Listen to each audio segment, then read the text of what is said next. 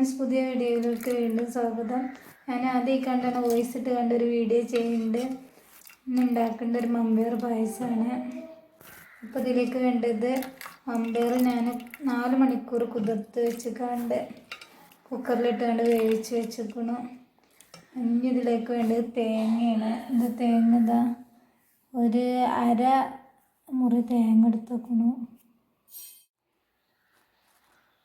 അടുത്തതായി കണ്ട് വേണ്ടത് ശർക്കരപ്പാനിയാണ്. ഒരു 2.5 ശർക്കരൻ്റെ അച്ഛൻ എടുത്തേക്കണം. അതാണ് അത് ഉരുക്കി വെച്ചേക്കണേ.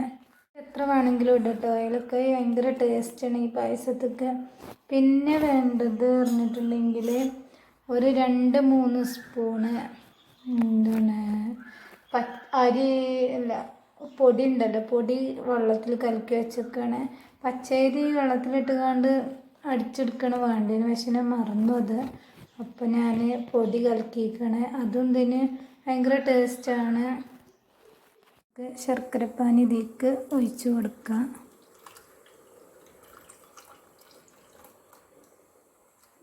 അടിയിൽ നല്ലോണം കരടും കാര്യങ്ങളൊക്കെ ഉണ്ട്.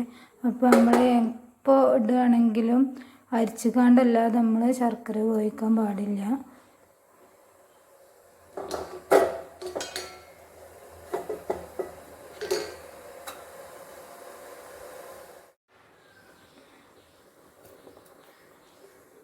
വേണ്ടത് നമുക്ക് പൊടി കലക്കിയത് വെച്ചിനല്ലോ, 2-3 സ്പൂണ് പൊടി കലക്കിയത് നമ്മൾ എടുത്ത് വെച്ചിന്.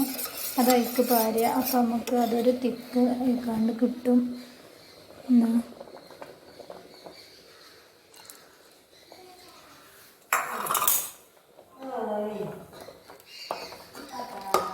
അപ്പോൾ നമ്മളെ മമ്പയർ പായസം റെഡിയായി വരുന്നുണ്ട്. ഇനി ഒന്നും പാടി ചൂടായി കഴിഞ്ഞാൽ ഒന്നും പാടി ഇത് കുറുകൂട്ടാം.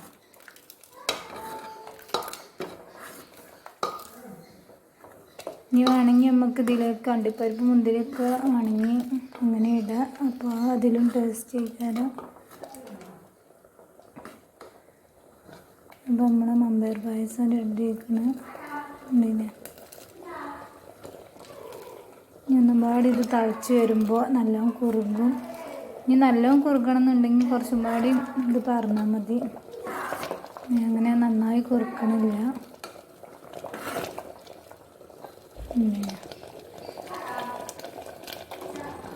നമ്മളെ പായസത്തിൻ്റെ ഫൈനൽ ലുക്ക് ഇതാ ഭയങ്കര ടേസ്റ്റാണ്. എല്ലാവരും ട്രൈ ചെയ്ത് നോക്കുക.